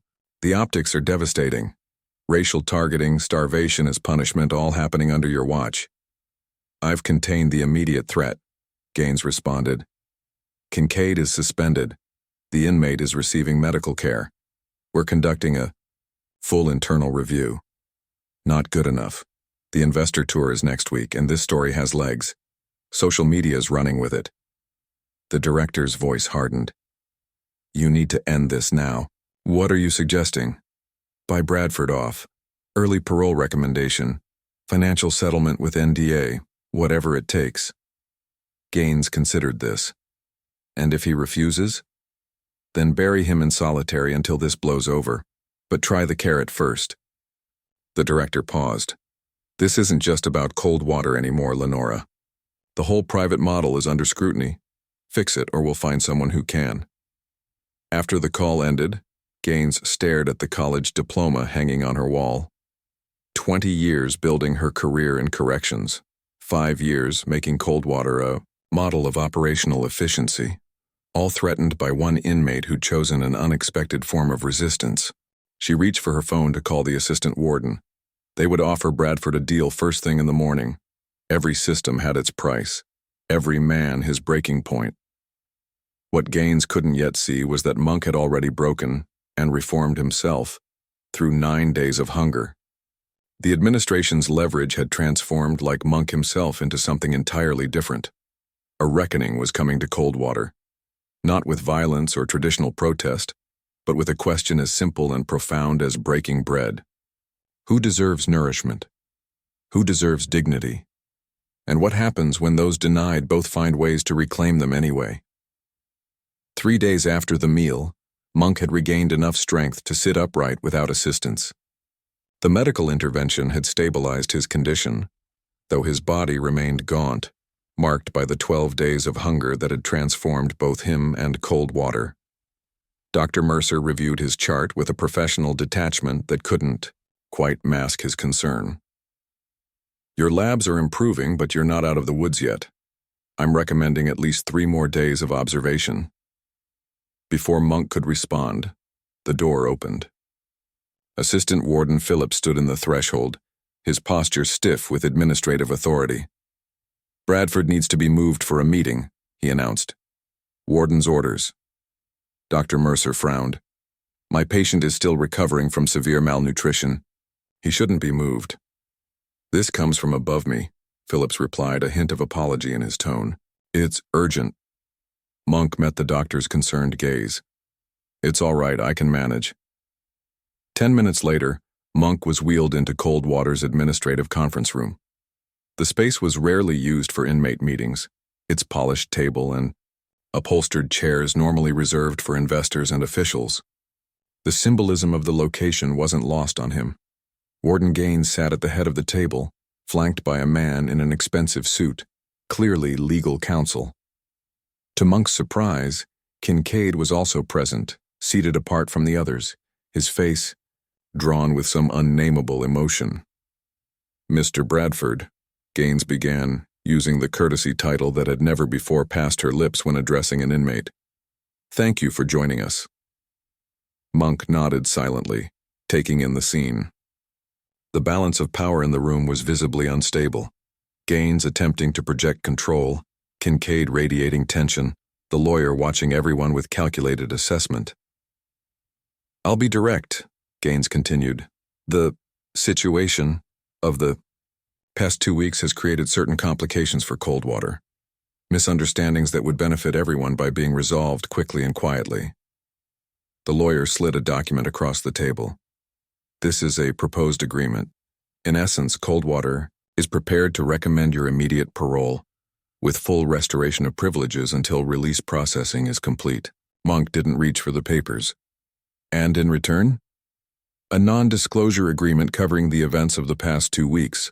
A statement acknowledging that any disciplinary actions were conducted within protocol guidelines.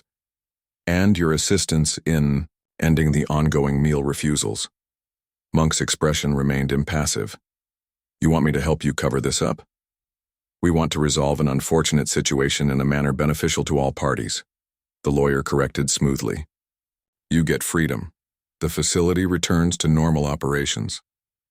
And what about the other inmates, the ones still being subjected to the same treatment I was? Gaines leaned forward. We're conducting a full review of disciplinary procedures. Changes will be implemented. Under whose oversight? A flicker of annoyance crossed Gaines's face. That's not your concern, Mr. Bradford. It's precisely my concern. Monk's voice remained quiet but had gained a resonance in the past weeks. The authority of a man who had walked through fire and emerged transformed. You're not offering justice. You're offering escape. For me alone. Kincaid shifted in his chair, speaking for the first time. You got what you wanted, Bradford, made your point. Take the deal and walk away. Monk turned to him, really looking at the sergeant for the first time since entering. Kincaid's usual rigid posture had collapsed, his eyes haunted by something that looked remarkably like doubt. This was never about what I wanted, Monk replied. It was about what was right. The lawyer cleared his throat. We have documented evidence of your orchestration of events. The deliberate preparation and delivery of food to Sergeant Kincaid was arguably a form of insubordination, even manipulation. You mean the meal? A faint smile crossed Monk's face. The one prepared from discarded ingredients during an authorized kitchen shift? The one Sergeant Kincaid chose to eat? Bradford, Gaines interjected sharply. Be practical. This offer expires when we leave this room. It's freedom today versus potentially years more incarceration. Monk looked down at the document, its legal language an attempt to transform moral failure into procedural misunderstanding. With deliberate care, he took a napkin from the table's center, placed it before him, and wrote a single word in clear, steady script. No. He slid it toward Gaines. The silence that followed was absolute. Kincaid broke first. You self-righteous son of a bitch, he hissed, half rising from his chair. You think this changes anything? My family built this place. 3 generations maintaining order, containing animals like you who— Sergeant! Gaines's voice cracked like a whip.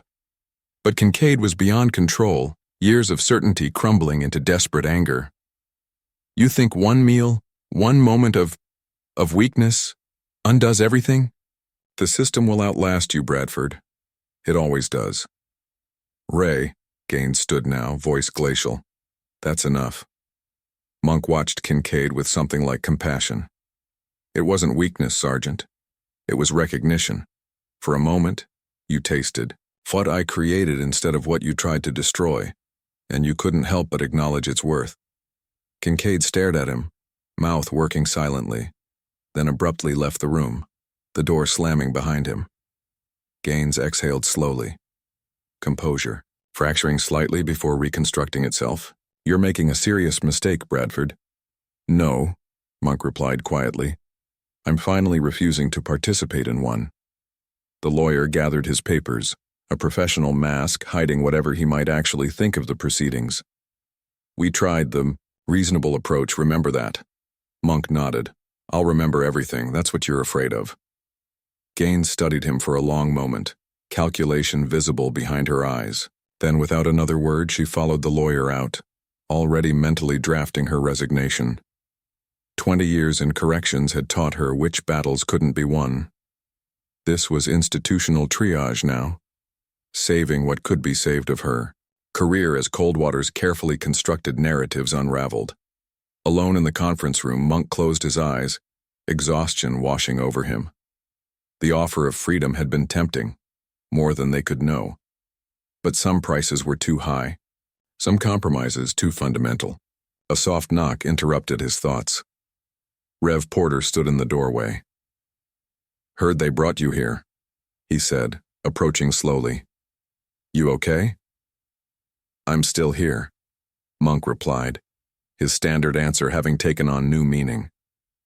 I heard Kincaid storming out. Guessing the meeting didn't go as they planned, Monk gestured to the napkin with its simple refusal. They offered me freedom in exchange for silence. Rev picked up the napkin, a smile spreading across his face. And you chose truth instead. Truth has a way of feeding more people than silence ever could. That evening, as Monk was returned to the medical unit, activity in D Block took on an unusual pattern.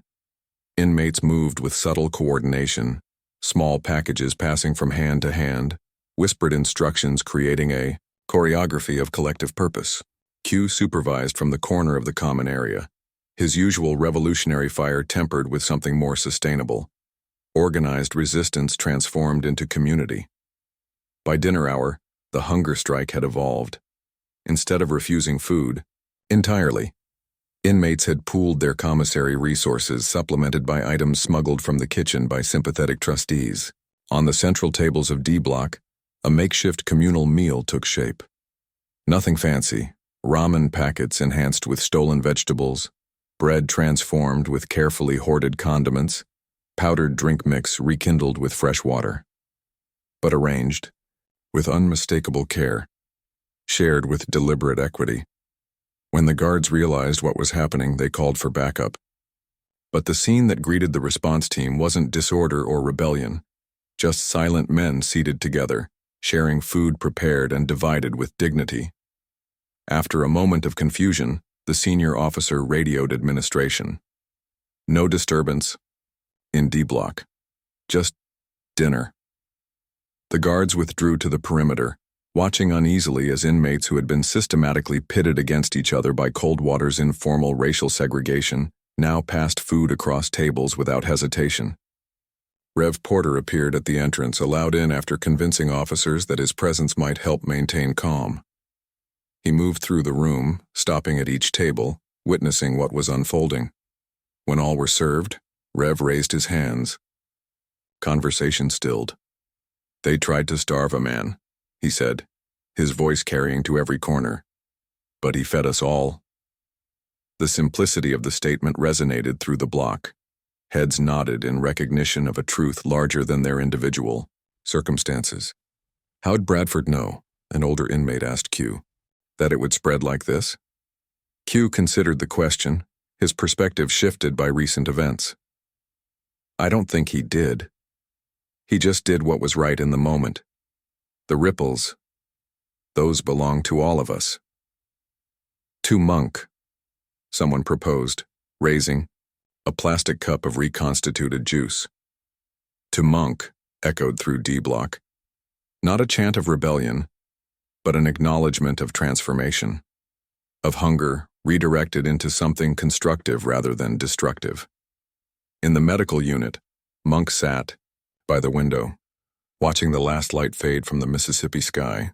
His body was healing, protein and nutrients gradually rebuilding what starvation had consumed. But the transformation wasn't being reversed, merely stabilized into something sustainable. He felt the change in Coldwater like a shift in barometric pressure. Not a revolution in the traditional sense, but a quiet reconfiguration of what was possible within these walls. Who had voice? Who had dignity? Who could be denied the basic elements of humanity?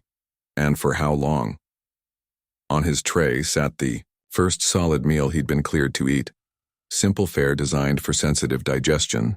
He studied it with the practiced eye of a chef and the heightened awareness of a man who had traveled through starvation to the other side. Outside his door, he could hear nurses changing shifts, the rhythm of the institution continuing. In D Block, he knew without seeing that something new was taking shape. Community forged in the crucible of shared resistance. Kincaid had been right about one thing. The system would outlast any individual challenge. Prisons would continue. Control would be maintained, order preserved. But something had been irrevocably altered in how that order would be maintained at Coldwater. A precedent established. A story that would be told and retold, evolving with each iteration but preserving its essential truth. Dignity could not be starved into submission. Some hungers fed rather than depleted the spirit. Monk picked up his fork and began to eat with deliberate attention. Each bite a statement, each swallow an affirmation. In cell block D, metal utensils clinked against plastic trays as inmates shared their improvised meal in a silence filled with unspoken understanding. The sound echoed through corridors designed to carry noise as warning, transformed now into the steady rhythm of communion. Neither knew it yet, but within weeks Coldwater's disciplinary policies would be under state review. Kincaid would resign rather than face investigation. Gaines would be transferred to a minimum security facility, her career trajectory permanently altered. Rook's evidence would launch a civil rights inquiry that would eventually reach 3 other facilities. But tonight, none of that mattered. Tonight was about reclaiming something seemingly simple but profoundly revolutionary. The shared experience of breaking bread, of seeing one another across artificially imposed divides, of hunger transformed into its opposite, not satiation, but generosity. As night settled over Coldwater Correctional Facility, a new hunger was being born. Not the sharp pain of deprivation, but the steady ache of aspiration, for justice, for dignity, for the simple human acknowledgement that had been denied for too long. It had begun with one man's refusal to be broken, one meal prepared with defiant care, one taste of truth that could not be unswallowed. And like all powerful meals, its nourishment would continue long after the plates were cleared away. Up next, we have two more incredible stories that are waiting for you. Just click the image you want to watch and it will take you there. If you enjoyed this video, make sure to subscribe, it would mean a lot.